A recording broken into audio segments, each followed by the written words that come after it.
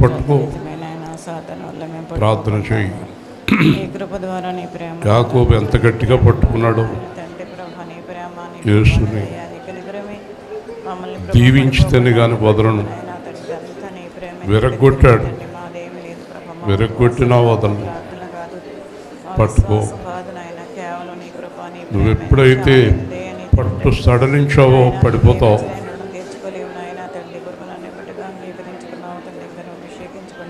ప్రభు అన్నారు, మీరు పొందిన దానిని గట్టిగా పట్టుకోండి. అపవాది దొంగిలిస్తాడు, పడిపోతారు. కలిగి ఉన్న దానిని గట్టిగా పట్టుకోండి.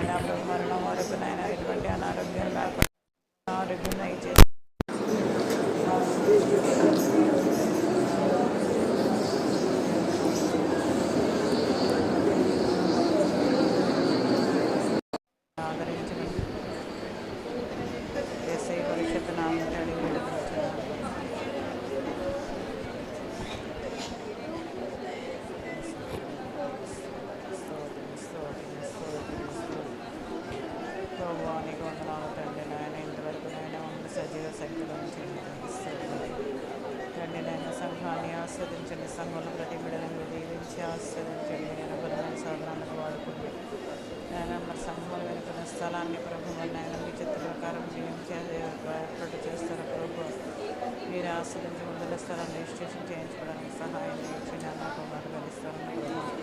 దేవుడికి గృహాన్ని ప్రభు మరి ఇవ్వడానికి కూడా మార్గం సరళంగా ఇచ్చండి. అలాగే ప్రభు నిలబడి ప్రార్థించుకున్న శక్తి గురించి ప్రార్థించమంటున్నాం. ఉన్నసర విషయమై ప్రభు మీ ప్రణాళిక, మీ ఉద్దేశం ఏమై ఉన్నాయి తండ్రి. ప్రభు నేను తనకు కావాల్సిన సొమ్ము నేను సేవ కింద ప్రతిష్ఠ చేయాలనుకుంటున్నాం కదా ప్రభు. మరి అది చేసి నాయన తండ్రి ఇంకా అది నామపటంగా ప్రభు నాయన ఇంకా ప్రభు మరి కుమారుడికి నాయన ప్రభు నా ఆశయాన్ని నెరవేర్చండి ప్రభు. నాయన ఇంకా నువ్వు జీవంగా ప్రభు నాయన ఏ సేవ కేంద్ర ప్రబలం చేయండి ప్రభు. అనేక మందికి గుర్తింపుగా ఆయన ప్రభు నాయన తండ్రి గుర్తింపుగా ఉండడానికి సహాయం దయచేయండి ప్రభు. మా సంఘంలో ఉన్న వారంతా యథార్థత కలిగి నీ ప్రేమ కలిగిన ఆయన తండ్రి నీ సన్నిధితో ప్రభు ప్రతి ఒక్కరూ ఐక్యత కలిగిన ఆయన ముందుకు సహాయం దయచేయండి. అన్ని విషయంలో మరి మీరు తోడైండండి ప్రభు. బలపరచండి, స్థిరపరచండి. ఆయన నీకు సాధ్యం, సమస్తము నీకు సాధ్యమే కనుక కార్యం జరిగించుకుని అడుగుచున్నాము తండ్రి. నాయన నీ కుమారుడిని మెరుగుపరిచి మీరేం మాట్లాడండి ప్రభు. నాయన మాట్లాడండి ప్రభు. తండ్రి రాజానికి స్తోత్రాలు. ఆమేన్. కూర్చుందాం. కుర్చీలు ఖాళీ ఉన్నాయి. మీరు చివరి కూర్చుంటే ఇంకా కనిపించవు. ఇంకా చాలామంది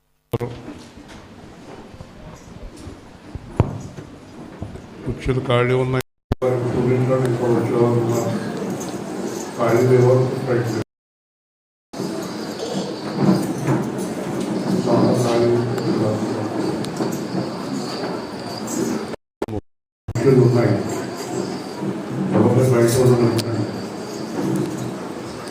కూర్చుంటే సెల్ ఫోన్లో మాట్లాడుకోవడానికి అనుకూలంగా ఉంటుంది.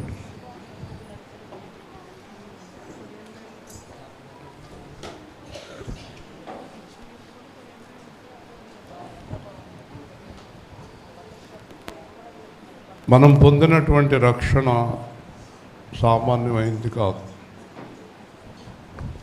ఇది సామాన్యమైంది అనుకోవడమే పాపం. చనిపోయిన తర్వాత రక్షణ విలువ అర్థమవుతుంది. చనిపోయిన వెంటనే ఒక సేవకుడిని పాతాళలోక దూతలు పాతాళానికి తీసుకెళ్తున్నాయి. ఆ సేవకుడు అడిగాడు, నన్ను పాతాళానికి ఎందుకు తీసుకెళ్తున్నారు? నేను కొన్ని వేల మందిని రక్షించాను, సంఘాలు కట్టాను, నన్నెందుకు పాతాళానికి తీసుకెళ్తున్నారు?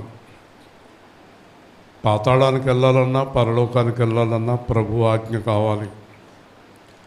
ప్రభు నిన్ను పాతాళానికి తీసుకెళ్ళమని ఆజ్ఞాపించారు. ఒకసారి నేను ప్రభువుని అడగొచ్చా? అడగొచ్చు. ఆయన వింటున్నారు, చూస్తున్నారు పైనుంచి. ప్రభువా, నేనెందుకు పాతాళానికి వెళ్ళాలి? నేను ఎంత సేవ చేశాను, ఎన్ని సువార్తలు చేశాను, ఎంతమందిని రక్షణలోనికి నడిపించాను. నన్ను పరలోకానికి రానివ్వవా అంటే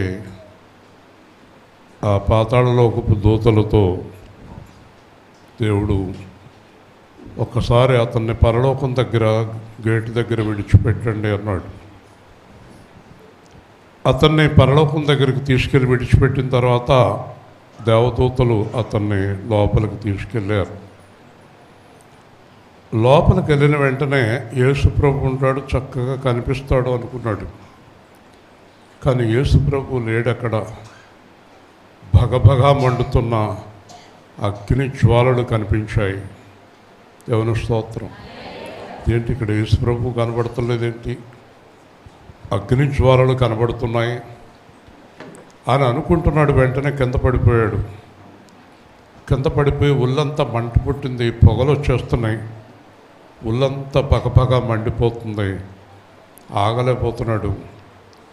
అయ్యా, నేను ఆగలేకపోతున్నాను, నా ఒళ్ళంతా మండిపోతుంది, నన్ను పాతాళానికి పంపించేయండి అని అన్నాడు.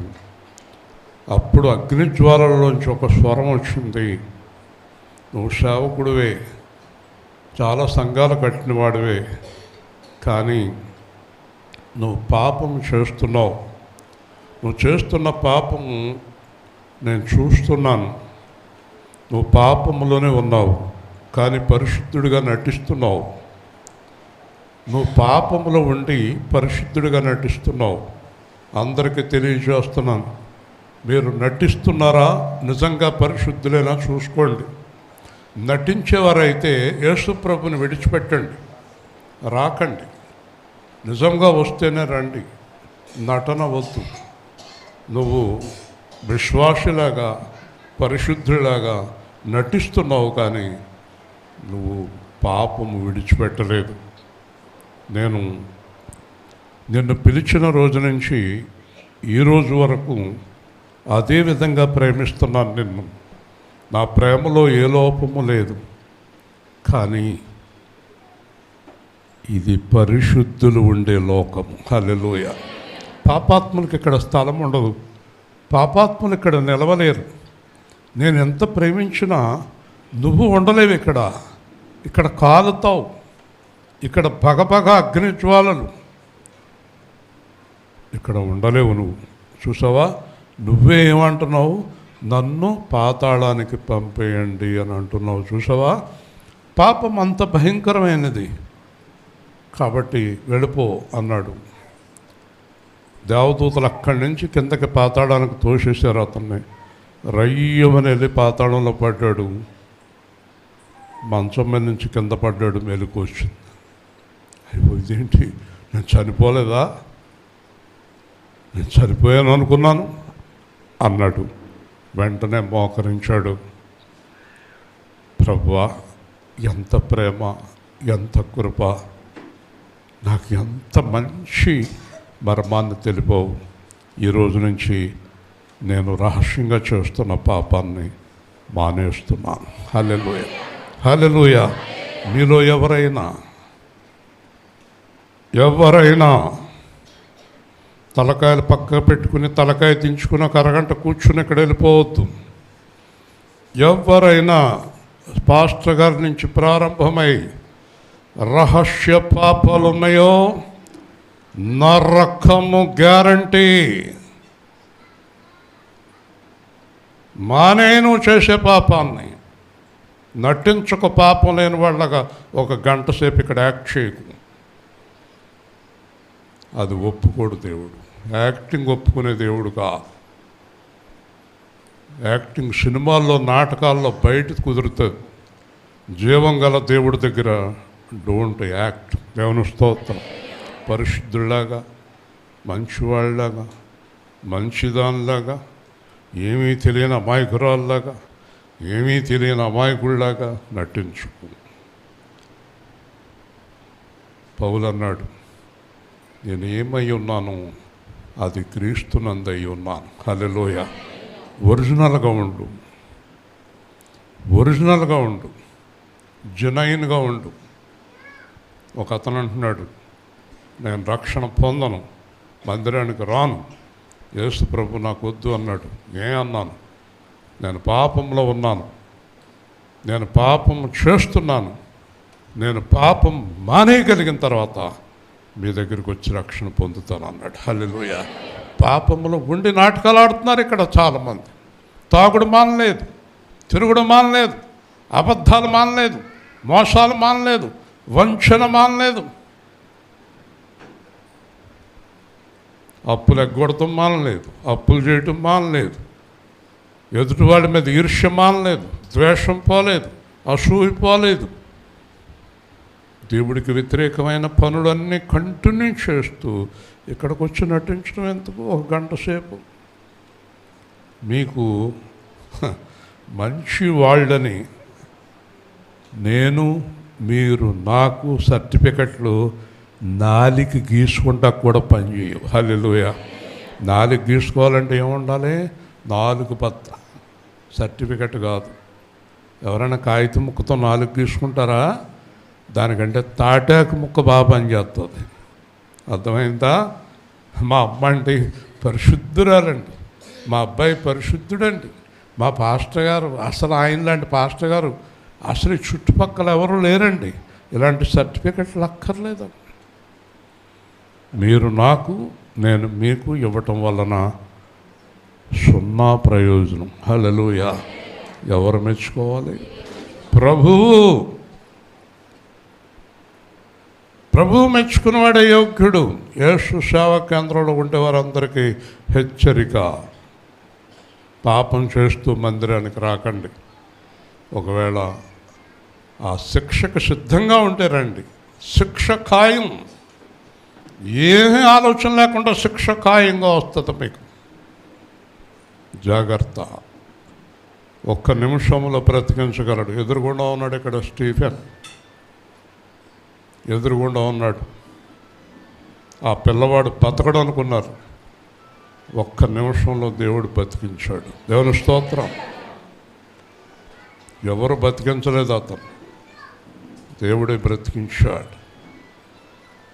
ఎన్నో జీవితాలు కడతాడు, ఎంతోమందిని నిలబెడతాడు,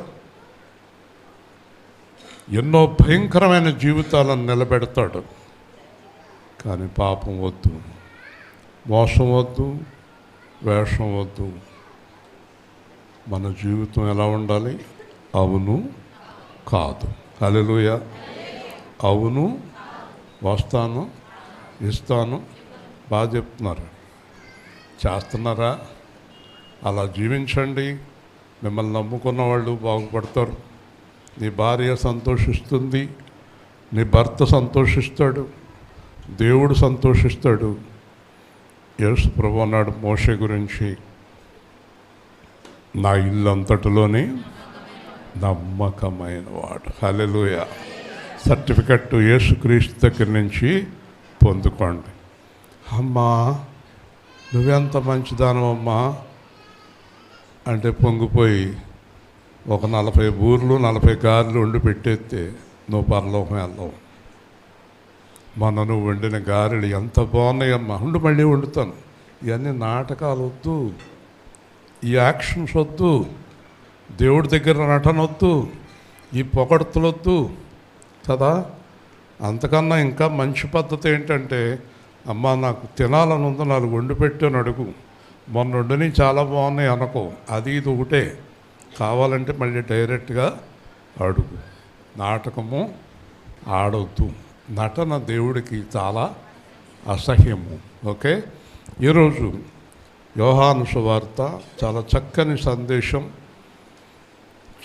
సందేశం.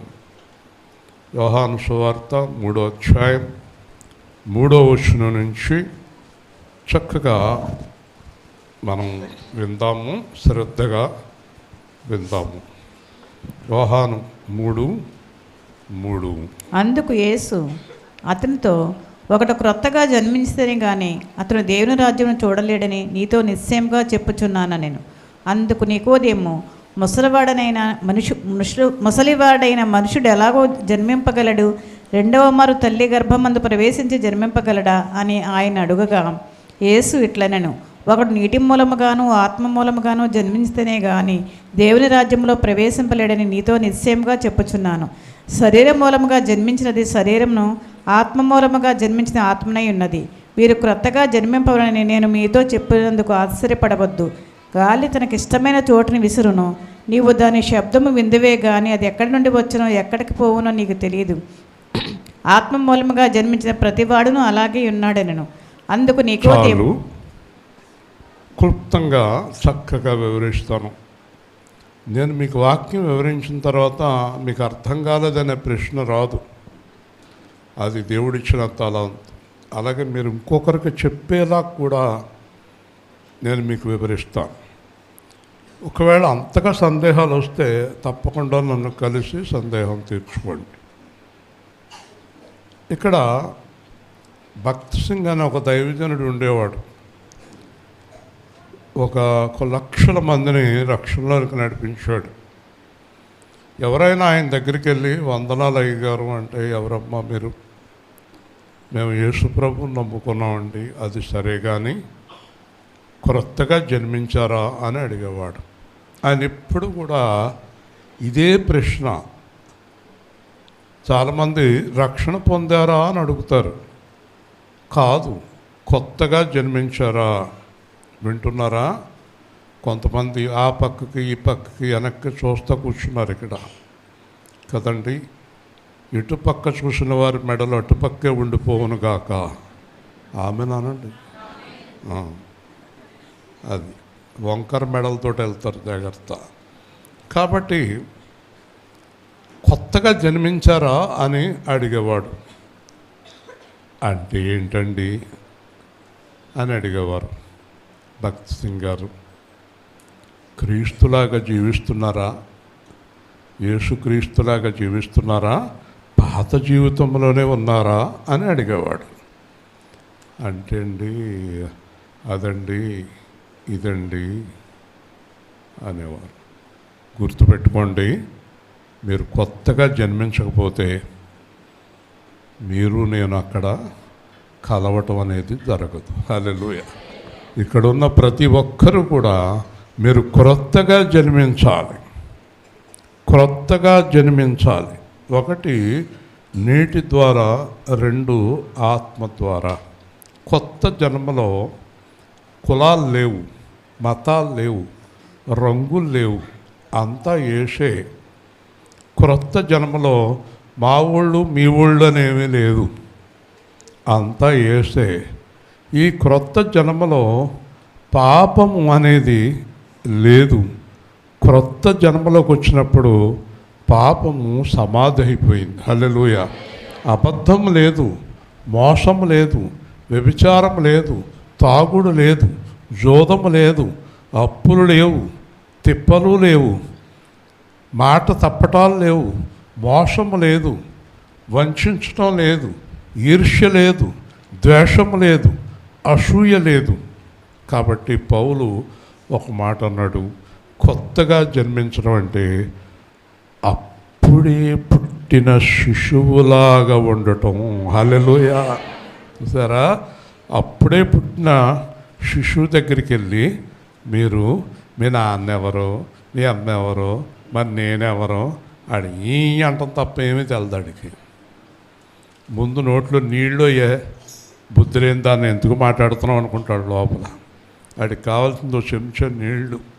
ఏడుస్తూ ఉంటాడు, నేనెవరో నీకు తెలుసా, నేనెవరో నీకు తెలుసా అని అడుగుతా. వాడిని చెప్తాడా? చెప్తేనే అక్కడ ఉంటావా?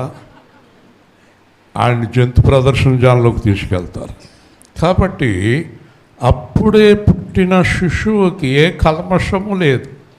నాన్నెవరో తెలియదు, అమ్మ ఎవరో తెలియదు, ఎక్కడి నుంచి వచ్చాడో తెలియదు, ఎవరు పంపారో తెలియదు, ఏ కులమో తెలియదు, ద్వేషం తెలియదు, మోసం తెలియదు.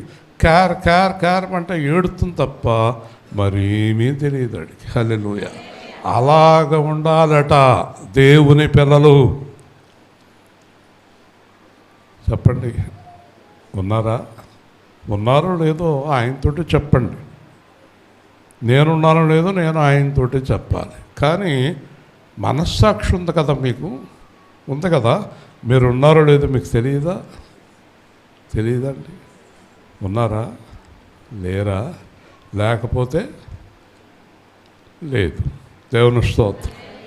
లేకపోతే లేదు, పరలోకం లేదు. గుర్తుపెట్టుకోండి, మొదటిది శరీరము, రెండు ఆత్మ. జాగ్రత్తగా వినండి. ఇప్పుడు పాపము బాగా ఆలోచించి చెప్పండి, కంగారు పడకండి. మనం పాపం చేయటానికి ఉపయోగపడే వస్తువు ఏది మన దగ్గర ఉన్నది? గట్టిగా ఏంటంటది? పాపం చేయటానికి ఉపయోగపడేది ఏంటి?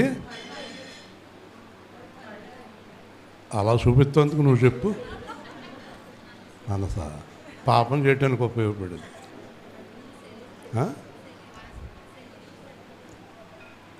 ఏంటి? కళ్ళజోడు లేకపోతే నీ కళ్ళు కనపడవు కదా. శరీరము, దేవుని స్తోత్రం. ఏంటది? గట్టిగా. ముందు చూపు, తర్వాత మనసు, తర్వాత చేతులు, తర్వాత కాళ్ళు, తర్వాత అన్నీ కదా. ఒకడు తాగాలనుకోండి, ఏమేమి ఉపయోగించాలి? చెయ్య పట్టుకుంటాక గ్లాసు కదా, నోరు. ఒక తాగిపోతాడు చూశాను నేను, ముక్కు మూసుకుని నోట్లో పోసుకుంటున్నాడు. ఏంటంటాడు అంటే వాసన భరించలేడు అంటాడు, కానీ లోపలికి పోసేస్తున్నాడు. ముక్కు చూడలేదంట వాసన. ముక్కు మూసుకున్నప్పుడు ఆటోమేటిక్గా కళ్ళు మూతడతాయి కదా. ముక్కు కళ్ళు మూసుకుని తాగాల్సినంత అవసరం ఏమొచ్చిందండి వీడికి కదా. అక్రమ సంబంధాల వాళ్ళు ఏం చేస్తారండి? తలుపులన్నీ వేసేసుకుని ఎక్కడన్నా బొర్రులో గుడ్లయ్యి పెట్టుకుని ఎవరు చూడకుండా, ఎవరు లేకుండా. కానీ ఎవరు చూస్తున్నారు మరి? చూసారా, ఏది బాగా సహకరిస్తుందో పాపానికి? శరీరము, చేతులు, కళ్ళు. శరీరంలో ఉండే ప్రతి అవయవము పాపానికి సహకరిస్తుంది. అవునా కదా? కాబట్టి యేసుప్రభు అంటున్నాడు, ముందు ముందు ముందు పరలోకానికి రావాలంటే శరీరము విడుదల పొందాలి. హల్లెలూయా. ఏది విడుదల? శరీరము దేని ద్వారా విడుదల? నీటి ద్వారా. చెప్పండి, నీటి ద్వారా. వింటున్నారా? కాబట్టి బాప్తిస్మము, జాగ్రత్తగా వినండి. ఈ బాప్తిస్మం అనేది శరీర మలినాలను కడగటానికి. పౌలుతోటి అననీయ అంటాడు, నువ్వు తొందరగా వెళ్ళి నీ శరీర మలినములు, పాపమును కడిగి వేసుకును. కాబట్టి పుట్టిన కాడి నుంచి, ఊహ తెలిసిన కాడి నుంచి ఈ శరీరంతో చేసినటువంటి ప్రతి పాపము కూడా నీటిలో మునిగినప్పుడు గొర్రెపిల్ల మీదకి వెళ్ళిపోయింది. హల్లెలూయా. అంటే ఒక మనిషి పరలోకానికి రావాలంటే ముందు ఏది కడగబడాలి? చెప్పండి. శరీరము కడగబడాలి. సరే, శరీరము కడగబడతాం అంటే అర్థం ఏంటి? గుర్తుపెట్టుకోండి. యేసు ప్రభువుని మొట్టమొదట ప్రారంభించింది జుట్టు మెలిపెట్టి ఇలాగా పీకటం ప్రారంభించారు.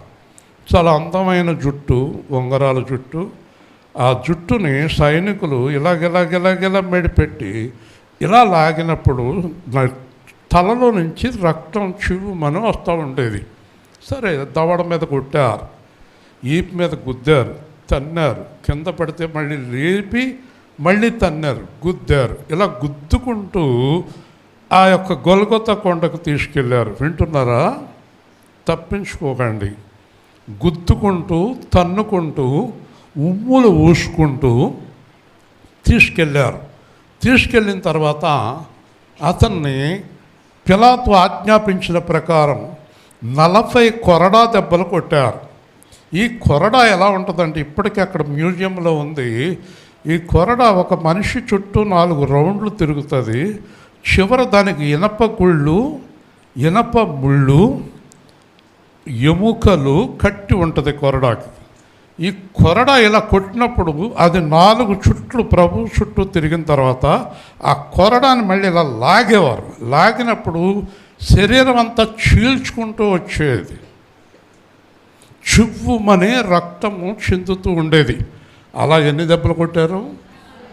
గట్టిగా 40 దెబ్బలు లెక్క. ఈ 40 దెబ్బలు కొట్టేటప్పటికి మనిషి శరీరం అంతా మొత్తం రక్తపు ముద్దగా మారిపోయింది. ఇంకేం మిగిలాయి? అరి చేతులు మిగిలాయి, అరి కాళ్ళు మిగిలాయి, కాళ్ళు చేతులు మిగిలాయి. పడుకోబెట్టారు. పడుకోబెట్టి కాలు మీద కాలు, అంటే కమ్మి నిలువుగా ఉంటుంది, ఇలా ఉంటుంది అన్నమాట కమ్మి. ఇది ఇలా ఉంటుంది. ఎక్కడో చెయ్యి పెట్టి ఇక్కడ కాలు మీద కాలు పెట్టి పెద్ద మేకు తీసి గట్టిగా కొట్టారు.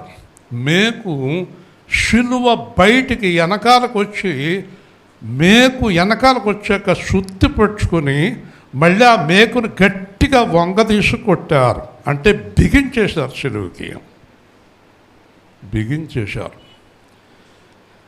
నువ్వు యేసు ప్రభు నమ్ముకున్న తర్వాత పాపం చేస్తున్నావు అంటే నీ అంత దుర్మార్గుడు, నీ అంత దుర్మార్గురాలు ప్రపంచంలో ఎవరు లేరు. కనుక యేసు ప్రభు నమ్ముకొని పాపం చేసే వాళ్ళందరూ అగ్నిగుండంలో సలసలసల కాల్చబడతారని ప్రకటిస్తున్నాడు పరిశుద్ధాత్ముడు. హల్లెలూయా. పాపం చేయటానికి మీకు ఎంత ధైర్యం అని అడుగుతున్నాడు దేవుడు. పాపం చేయటానికి ఎంత ధైర్యం? అబద్ధాలు ఆడటానికి ఎంత ధైర్యం? ఆ మోసకరమైన పనులు చేయటానికి నీకు ఎంత ధైర్యం? అంటే యేసు శిలువ గురించి తెలియదా నీకు? తెలుసుకో.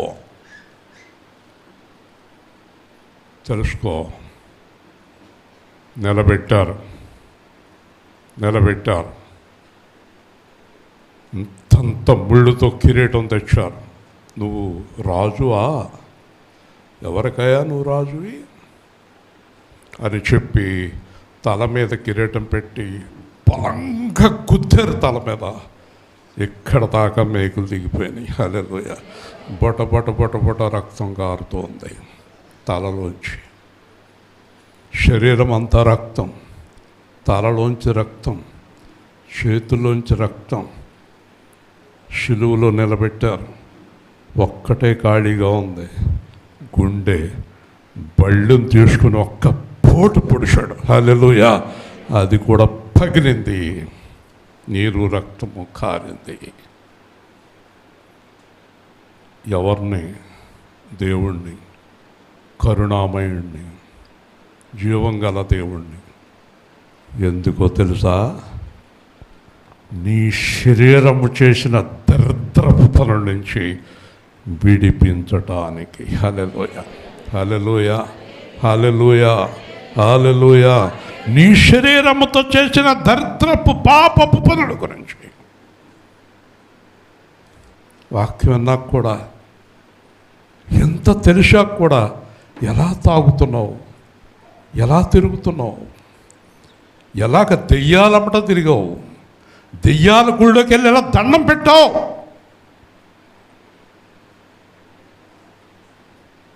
బుద్ధి లేదా? ఒక్క క్షణం చాలు నాకు శాపం చెప్పించడానికి. కానీ ప్రేమ, కృప, దయ, జాలి. నువ్వు పాపం చేస్తున్నప్పుడే నీ ప్రాణం తీయగలను. ఒక్క క్షణం వినగలనంటే చేస్తావు అక్కడే. కానీ నీ మీద జాలి చూపిస్తున్నాను, నీ మీద కృప చూపిస్తున్నాను, నీ మీద కరుణ చూపిస్తున్నాను. ఎందుకో తెలుసా? నువ్వు నరకానికి వెళ్ళకూడదని. హల్లెలూయా. ఇప్పటికైనా మారు, ఈరోజైనా మారు, ఈ సమయంలో అయినా మారు, ఈ సమయంలో అయినా వారు మనసు పొందు. నువ్వు పాపం చేయటానికి యేసు ప్రభు శరీరంలో ఒక్క అవయవం మిగిలితే దాంతో పాపం చేయి. చెప్పండి, ఏ అవయవం మిగిలింది? నోరు తెరవాలి. ఏ అవయవంతో పాపం చేద్దాం అనుకుంటున్నావు? ఏ అవయవము దూరం నుంచి చూస్తేనంట ఒక ఆయన చిత్రకారుడు యేసుప్రభుని చిత్రించాడు. చిత్రకారుడు దాంట్లో రక్తపు ముద్ద తప్ప మనిషి కనబడటం లేదు. హల్లెలూయా, హల్లెలూయా, హల్లెలూయా. కాబట్టి క్రీస్తు యేసు సంబంధులు పాపాన్ని సిలువ వేయాలి, శరీరాన్ని సిలువ వేయాలి, మేకప్లు సిలువ వేయాలి, వేషాలు సిలువ వేయాలి. అర్థమైందా? యేసు ప్రభుని కరెక్ట్గా అర్థం చేసుకున్న వాళ్ళు అలంకారాలు పెట్టుకోరు. అలంకారాల మీద వ్యామోహం ఉండదు వాళ్ళకి. ప్రభువా, నా గురించే కదా ఇలాగైపోయావు నువ్వు, నాకెందుకు ఈ అలంకారాలు? ఒకప్పుడు గాంధీ గారు ఆయన ఆ రాజకీయాలకి ముందు దేశమంతా తిరిగాడు, ప్రతి పట్టణానికి పల్లికి తిరిగాడు. తిరిగితే చాలా చోట్ల వస్త్రాలు లేవు, చాలామందికి వస్త్రాలు లేవు. వాళ్ళందరినీ చూసుకుంటూ పల్లెకి ప్రతి ప్రాంతానికి తిరిగాడు. నా దేశంలో 190 మందికి వస్త్రమే లేదు అని చెప్పి ఆయన ఒక పంచ ఒక చెంగుతో తిరిగాడు. ఎక్కడికి వెళ్ళినా, ఏ కాన్ఫరెన్స్కి వెళ్ళినా, ప్రపంచంలో ఎంత పెద్ద మీటింగ్కి వెళ్ళినా, ఎంత గొప్ప సభలోకి వెళ్ళినా ఆయనకి ఒక చెంగు ఒక పంచె. కానీ పెద్ద పెద్ద సైన్యాధిపతులు శాల్యూట్ కొట్టారు. దేవుని స్తోత్రం, హల్లెలూయా. అది గొప్పతనం. అదయ్యా గొప్పతనం అంటే వేషం వేసుకుని శాల్యూట్ కొట్టించుకోవటం కాదు. ఆయనకి శాల్యూట్ ఎందుకు కొట్టారు తెలుసా? ఆయన వ్యక్తిత్వానికి. హల్లెలూయా. యేసు ప్రభు రక్తంలో వస్త్రం లేక రక్త వస్త్రముతో వేలాడుతుంటే ప్రపంచమంతా ఆయన ముందు మోకరిల్లి కరుణించుమని ప్రార్థన చేస్తున్నారు. హల్లెలూయా. పెద్ద పెద్ద వస్త్రాలు కిరీటాలు పెట్టుకుని కాదు, వీళ్ళు సూట్లు బూట్లు వేసుకుని తిరుగుతారు. ఎందుకు వేషాలు? ఎందుకు వేషాలు? నీ చీర అంతా 50,000, నీ చీర 30,000. 50,000 రూపాయల చీర, 30,000 రూపాయల చీర నువ్వు కట్టవచ్చునా? ప్రపంచంలో ఇంత భయంకరమైన పరిస్థితుల్లో నువ్వంతంత డబ్బు ఖర్చు పెట్టి ఆ తిండికి వ్యర్థపరచవచ్చునా? లగ్జరీ లైఫ్లో జీవించవచ్చునా? ఎంతోమంది ఎన్నో కష్టాలు పడుతూ ఉంటే నీకు మట్టుకు ఆనందంగా జీవించాలని ఉందా? వారి యావత్ బాధలు ఆయన బాధను పొందెను. యేసు ప్రభు తెంగరోళ్ళ కనబడుతున్నాడా మీకు? యేసు ప్రభు ధరించుకోవాలంటే భూమిని ఆకాశాన్ని వస్త్రంగా ధరించుకోగలడు. Hallelujah. Such a powerful God. అంటే ఎందుకలా జీవించాడు, ఎందుకలా జీవించాడు? వస్తువులు తీసేస్తే హేళన చేస్తున్నావా? ఆయన శరీరం మీద వస్త్రమే లేదు. ఆయన మీద ప్రేమతో నాకు ఈ అలంకారాలు వద్దని ఒక సహోదరి ఈ వస్తువులు తీయటం ప్రారంభించింది. ప్రపంచవ్యాప్తంగా ఒక ఆవిడ ప్రారంభించింది. అనేక మంది హృదయాల్లోకి వెళ్ళి వాళ్ళు కూడా తీసేశారు. హల్లెలూయా. అది ప్రేమకు సంబంధించింది, ఆచారం కాదు. గాంధీ గారు వస్త్రాలు తీసేసింది ఆయనకు సూట్లు బూట్లు లేక కాదు. ప్రపంచంలో ఉండే ప్రజలను చూసి ఆయన హృదయంలో బాధ కలిగింది. వింటున్నారా? చాలా జాగ్రత్తగా ఉండాలి. మనము విమర్శించడం చాలా హేళనగా, ఏళాకోళంగా మాట్లాడుతూ సులువే, చేయటం చాలా కష్టం. దేవుని స్తోత్రం. వేషాలు వేసుకుని తిరుగుతున్నారు, నాటకాలు ఆడుతున్నారు. వీళ్ళకు ఉన్నదానికన్నా హెచ్చు వాటిపైన వీళ్ళ ఆలోచన. ఇతని కెపాసిటీ ఎంత, ఇతని జీతం ఎంత, ఇతను ఎంతవరకు జీవించగలడు, అప్పు చేయటానికి గల కారణం ఏంటి? నీకు మించిన ఆలోచనలు. నీకున్న దాంట్లో నీకు తృప్తి లేదు, నీకున్న ఇల్లు తృప్తి లేదు, నీకున్న ఉద్యోగం తృప్తి లేదు, నీకున్న మొగుడు తృప్తి లేదు, నీకున్న పెళ్ళం తృప్తి లేదు, నీకున్న పిల్లలు తృప్తి లేదు, నీకున్న వస్త్రాలతో తృప్తి లేదు నీకు. అందుకే పాపం చేస్తున్నారు. హల్లెలూయా. పాపం అంతగా చేస్తున్నారు. పాపం చేయటానికి కారణం తృప్తి లేకపోవటమే. తృప్తి కలిగిన వాడు పాపం చేయడు. తృప్తిగా ఉన్నవాడు పాపం చేయడు. తృప్తి లేదు, ఏదో కావాలి, ఏదో కావాలి, నాకు లేనిది కావాలి, నాకు ఉన్నదొద్దు, నాకు లేనిది కావాలి కదా. వింటున్నారా? జాగ్రత్తగా వింటున్నారా? కాబట్టి ఈ శరీరం తూట్లు పొడవబడింది శరీరముతో చేసే పాపము. కాబట్టి శరీర మూలముగా జన్మించినది శరీరము. హల్లెలూయా. కాబట్టి యేసు ప్రభు శరీరం ద్వారా నువ్వు కొత్త శరీరాన్ని పొందుకోవాలి. అంటే పాప శరీరం ఏమైపోవాలి? సమాధి అయిపోవాలి. హల్లెలూయా. కొత్త శరీరం ఎవరిది? క్రీస్తు శరీరం. వింటున్నారా? ఇప్పుడు మీరు శరీరంతో పాపాలు చేశారు కదా. శరీరంతో పాపాలు చేసేటప్పుడు మీతో పాటు ఎవరు పాల్గొన్నారు పాపంలో? మీతో పాటు ఎవరు పాల్గొన్నారు పాపంలో? తెలీదా? అర్థమవుతలేదా? శరీరంతో పాపం చేయటానికి మీతో పాల్గొన్నది ఎవరు?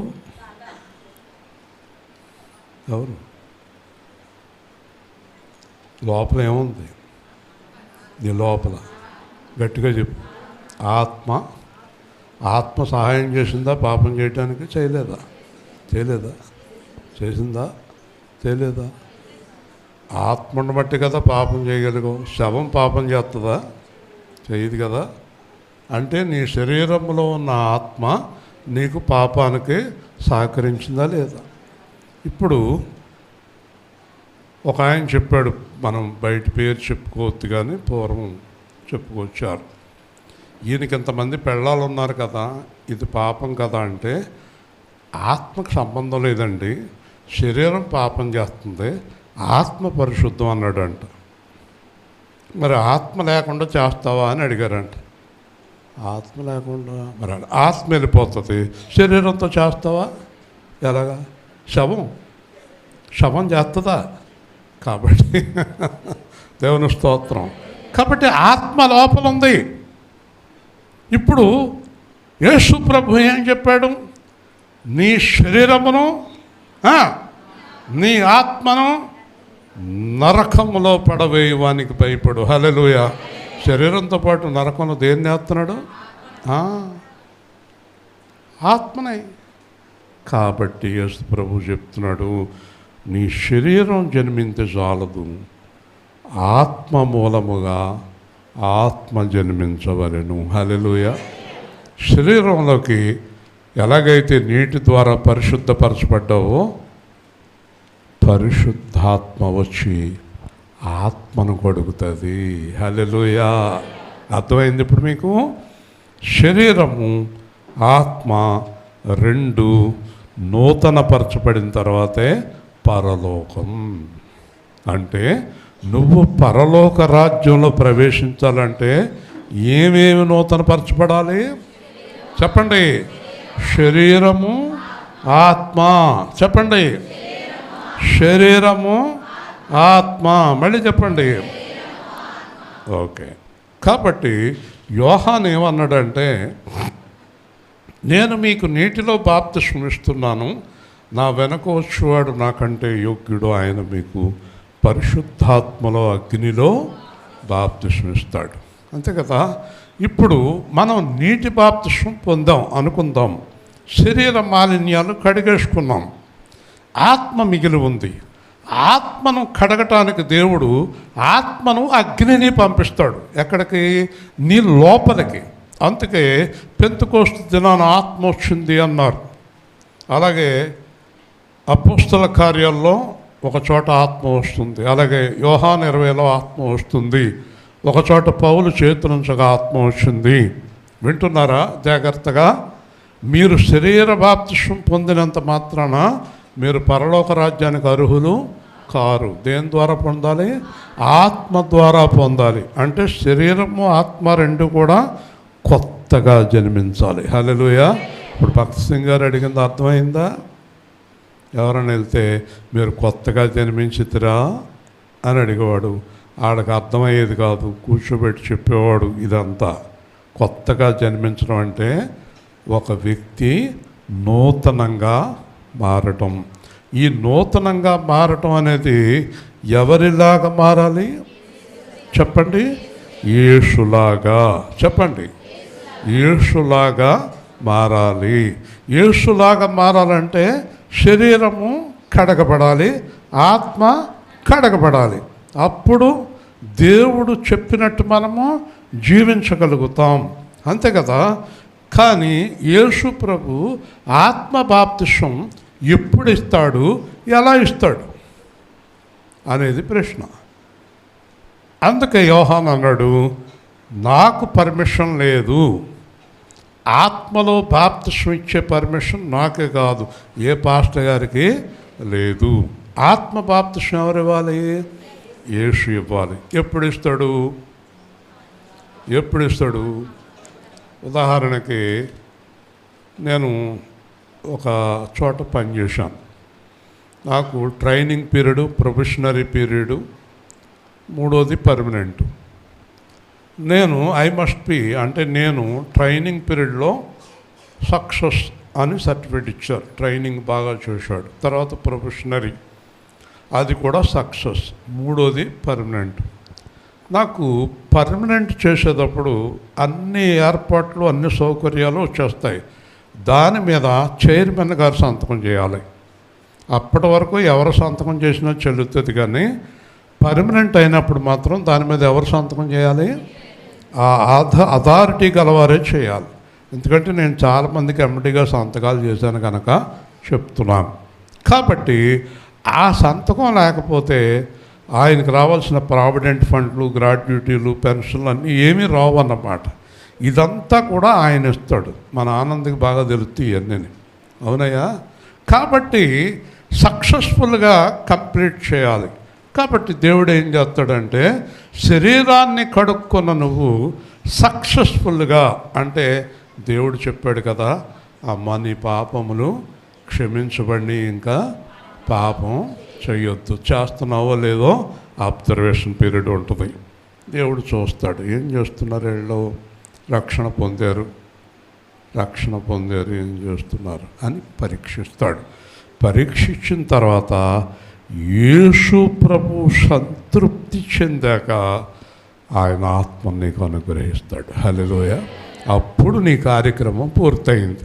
అందుకే తాళం చేయి ఆయన దగ్గర పెట్టుకుంటాడు. ఆత్మ బాప్తిసం ఇచ్చే అధికారం ఎవరికి లేదు. కొంతమంది మిమ్మల్ని మోసం చేస్తున్నారు. ఏ విధంగా? 40 రోజులు ఉపాసన చేయండి, పరిశుద్ధాత్మ వస్తుంది, మా సంఘంలోకి వచ్చి పాల్గొనండి, పరిశుద్ధాత్మ వస్తుంది, నేను చేతులు ఎత్తే పరిశుద్ధాత్మ వస్తుంది. ఇలాంటి మోసాలు అనేక స్థలాల్లో జరుగుతున్నాయి. గుర్తుపెట్టుకోండి, నువ్వు యేసు ప్రభుకి నచ్చిన తర్వాత ఏ ఉపాసాలు అక్కర్లేదు, ఏ దినాలు అక్కర్లేదు, ఎవడు చెయ్య తద్దినాలు అక్కర్లేదు. డైరెక్ట్గా యేసు ప్రభువు నీకు పరిశుద్ధాత్మను పంపిస్తాడు. హల్లెలూయా! ఆయనగా ఎవరి దగ్గర ఆయన పర్మిషన్ తీసుకోవాలంటే పరిశుద్ధాత్మ పంపుతానికి. ఆయనకి నచ్చితే పరిశుద్ధాత్మ ఇస్తాడు. యాకోబుని ఎరగొట్టాడు కదా, ఎరగొట్టాడా? ఎరగొట్టిన తర్వాత ఏం పేరు పెట్టాడు యాకోబుకి? మళ్ళీ చెప్పండి, గట్టిగా చెప్పండి. ఎవరినన్నా అడిగాడా? ఇలా రండయ్యా, నేను ఇతనికి ఇశ్రాయేల్ అని పేరు ఎడదాం అనుకుంటున్నాను అని ఎవరినన్నా అడిగాడా? మాట్లాడరేంటి? యేసు ప్రభు కళ్ళు ఇచ్చేటప్పుడు ఎవరినన్నా అడిగాడా? మరి ఏళ్ళ మధ్యలో ఎడుకోవాలేంటి? మమ్మల్ని అడగకుండా పరిశుద్ధాత్ముడు అంటారేంటి? నువ్వు చెప్తేనే కానీ ఎవడు పరిశుద్ధాత్మ? అసలు పరిశుద్ధాత్మ అంటే అర్థం తెలుసా మీకు? రబర బరబర బషం బరబర బరబర బర కాదు, తప్పది. అది అసలు పరిశుద్ధాత్మ కాదు, బూతులు. పరిశుద్ధాత్మ అంటే భాషలు కాదు, పరిశుద్ధాత్మ అంటే కేకలు కాదు, పిచ్చ కేకలు కాదు, గావు కేకలు కాదు, ఇల్లు ఎగిరిపోయేలా కేకలు కాదు. రోజు మన మేడ మీద ఒక ఆవిడ వచ్చింది, ఇప్పుడు లేదులే పాపం, మన అదృష్టం. పడపడ కేకలు వేసేటప్పుడుగా బేతులు అందరూ ఎవరో చచ్చిపోయారు, కంగారు పడిపోయారు, మొత్తం వచ్చేసారు సందులోకి. ఈ మధ్యన మాకు ఒక ఆవిడ కంగారు పెట్టేస్తుంది అక్కడ. కాబట్టి ఆ కేకలు చూసి బాబోయ్, వాళ్ళ అబ్బాయి బెదిరోడు అంటాడు, నా మూర్తి గారు నా గుండె ఆగిపోయింది, ఏమైపోయిందో, ఆ మేడ మీద నుంచి ఎవరన్నా కింద అడిపోయారేమో అని వచ్చేసాం అన్నారు. పరిశుద్ధాత్మ పరిశుద్ధాత్మ ఉన్నవాళ్ళు అచ్చు యేసు ప్రభువులాగా మాట్లాడతారు. హల్లెలూయా. ఆయన స్వరం బయటికి వినబడదు కదండి, అవునా? గట్టిగా చెప్పాలా?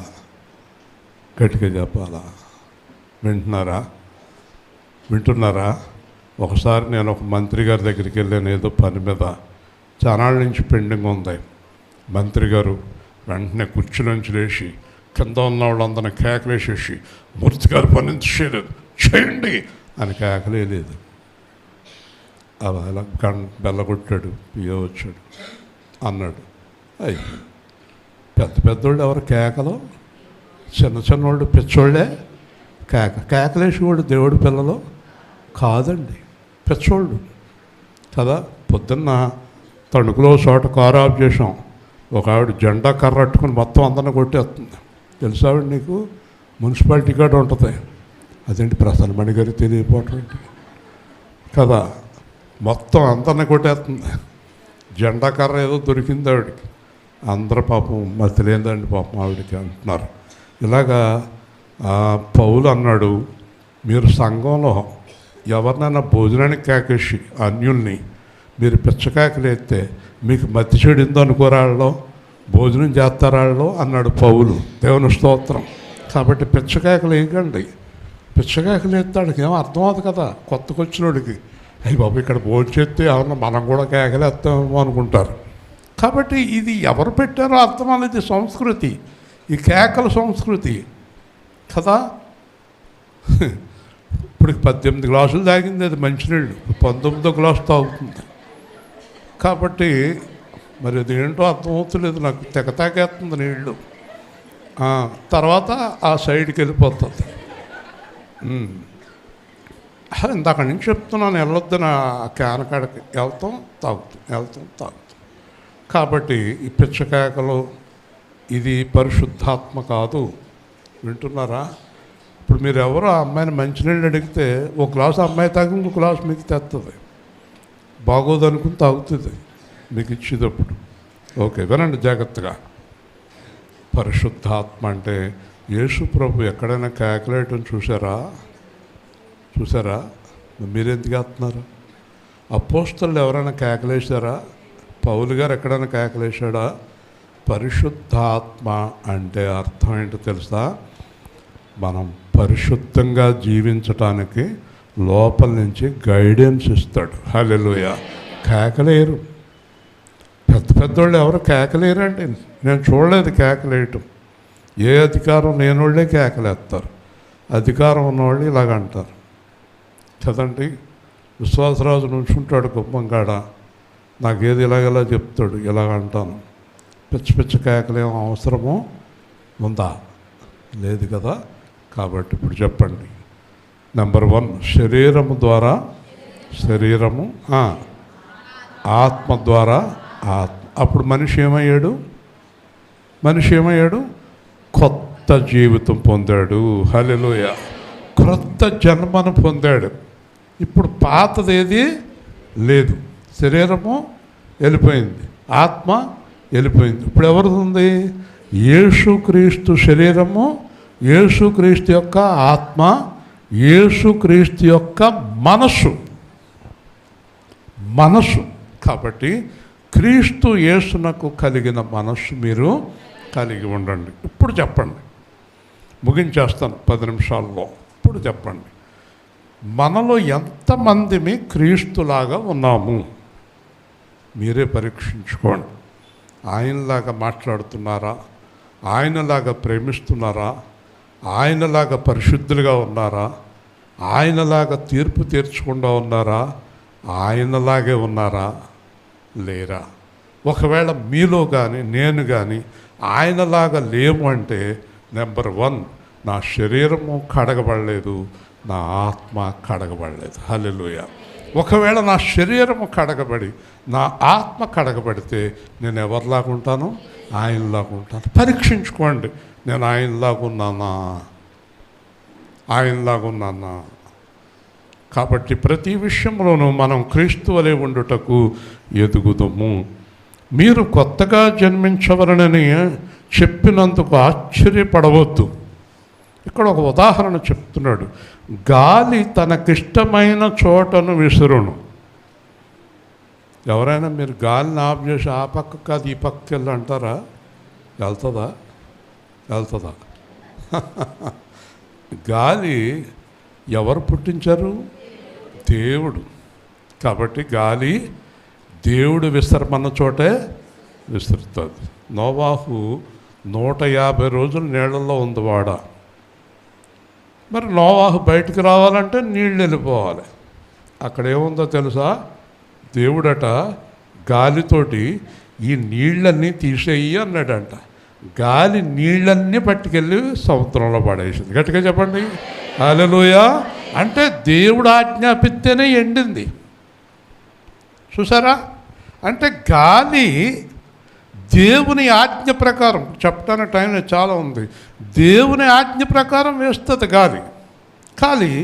గాలి తనకిష్టమైన చోట విసురును. దాని శబ్దము విందువే కానీ ఎక్కడి నుంచి వస్తుందో ఎక్కడికి వస్తుందో వెళ్తుందో నీకు తెలియదు. తెలుసా? గాలికి మూలం కనిపెడతానికి వెళ్ళండి, ఎక్కడ దొరుకుతుందో చూద్దాం. దొరుకుతుందా? అది ఎక్కడి నుంచి వస్తుందో తెలియదు. కానీ దానికి ఆన్సరు ఆమోసులో చెప్తాడు, దేవుని యొద్ద నుండి వచ్చును. హల్లెలూయా. ఇప్పుడు ఫైనల్గా గాలి దేవుడి దగ్గర నుంచి వచ్చి మళ్ళీ ఎవరి దగ్గరికి వెళ్తుంది? గాలి ఎవరి ఇష్టం వచ్చినట్టు వేస్తుంది. ఎస్. అందుచేత అద్భుతమైన మాట యేసు చెప్తున్నాడు, దేవునిలో నూతనంగా జన్మించిన వాడు కూడా దేవుని ప్రకారం జీవించగలుగుతాడు. హల్లెలూయా, హల్లెలూయా. చూసారా? దేవుని ప్రకారం జీవించగలుగుతాడు. దేవుడు రాజమండ్రి వెళ్ళు అన్నాడు, వెళ్తున్నాను. ఖత్తోపాడు వెళ్ళు అన్నాడు, వెళ్తున్నాను. వేల్పూర్ వెళ్ళు అన్నాడు, వస్తున్నాను. తణుకెళ్ళు అన్నాడు, వస్తున్నాను. అంతేగాని నాకు ఇష్టమైన స్థలాలకు నేను వెళ్ళను. హల్లెలూయా. అలాగే మీరందరూ కూడా దేవుడు చేత కడగబడితే, శరీరము ఆత్మ దేవుడి చేత నూతనపరచబడితే ఎవ్వరు చెప్పినా వినరు. మీరు దేవుడు చెప్పినట్టే జీవిస్తారు. హల్లెలూయా. అలాంటి నిర్ణయానికి రండి. ఆ పాపాన్ని విడిచిపెట్టండి. దేవుడు ఏం చేయొద్దన్నాడో అది మానేయండి. దేవుడు ఏం చేయమన్నాడో అది చేయండి. కాబట్టి యేసుక్రీస్తు పరలోకం నుంచి వచ్చాడు, తిరిగి పరలోకానికి వెళ్ళాడు. పాప శరీరాకారంతో వచ్చి విడిచిపెట్టి మహిమాదేహముతో వెళ్ళాడు. అట్లాగే మనందరం మహిమాదేహముతోటి పరలోకానికి వెళ్ళాలంటే యేసు ఇక్కడ ఎలా జీవించాడో మనం అలా జీవిస్తే వెళ్ళి ఆయన పక్కన కూర్చుంటాం. హల్లెలూయా. కాబట్టి దీనికి ముఖ్యమైన మూలం నూతన జన్మ. శరీరము ఆత్మ జన్మించాలి. చెప్పండి. శరీరము ఆత్మ కూడా నూతనంగా జన్మించాలి. ఇప్పుడు చెప్పండి ఒక్కసారి, నూతనంగా జన్మించిన ఒక క్రైస్తవుడు ప్రపంచానికి ఎవరిని చూపించగలుగుతాడు? అందరూ గట్టిగా తనను తాను చూపించుకోడు, యేసునే చూపిస్తాడు. అర్థమైంది మీకు? కాబట్టి మనము రక్త నిబంధన ప్రభు బలలో తీసుకుంటున్నాం. ఇది నా శరీరము, ఇది నా రక్తము వలనైన క్రొత్త నిబంధన. కాబట్టి ఆయన శరీరాన్ని తిని ఆయన రక్తము త్రాగుచున్న మనము ఆయనలాగా జీవించలేనప్పుడు శిక్షార్హులమే, నరకమే, తీర్పులోకి వెళ్తాం. కాబట్టి ఇప్పటికైనా కొత్త జన్మ పొందుకొని ఒక కొత్త జీవితాన్ని, మంచి జీవితాన్ని, మీకు మాట చెప్పున మనందరం అలా జీవించడం వలన మర్చిపోకండి, మొట్టమొదట ఉపయోగం నాకే, తర్వాత నా భార్యకి, తర్వాత నా పిల్లలకి, తర్వాత నాతో ఉన్నవారికి, తర్వాతే దేవుడికి. మొట్టమొదటి మేలు అలా జీవిస్తే నీకే. హల్లెలూయా. నీకే. పరిశుద్ధంగా ఉండటం ఎవరికి మంచిది? ఎవరు పరిశుద్ధంగా ఉంటారో వాళ్ళకే మంచిది. అలా జీవిద్దాం. ప్రేమ గల తండ్రి, జీవాధిపతి అయిన ప్రభువా, నీ ఘనమైన నామాన్ని బట్టి స్తోత్రాలు. ఈరోజు మీరు మాకు ఇచ్చిన వాక్య భాగాన్ని బట్టి స్తోత్రాలు చెల్లిస్తున్నాం. శిలువలో మీరు మా కొరకు చిందించిన పరిశుద్ధ రక్తం ద్వారా మాకు సంపూర్ణ విమోచన అనుగ్రహించి శరీరము ఆత్మ నూతనపరచబడి నూతనముగా నీ కొరకు జీవించే భాగ్యం మాకు దయచేయమని, ఇక మీదట నీ నామానికి అవమానం కలగకుండా పరిశుద్ధులుగా నీ కొరకు జీవించే భాగ్యం దయచేయమని యేసుక్రీస్తు నామములో ప్రార్థిస్తున్నాము తండ్రి. చాలా వాక్యం అంటున్నారు. నీకే ప్రమాదం.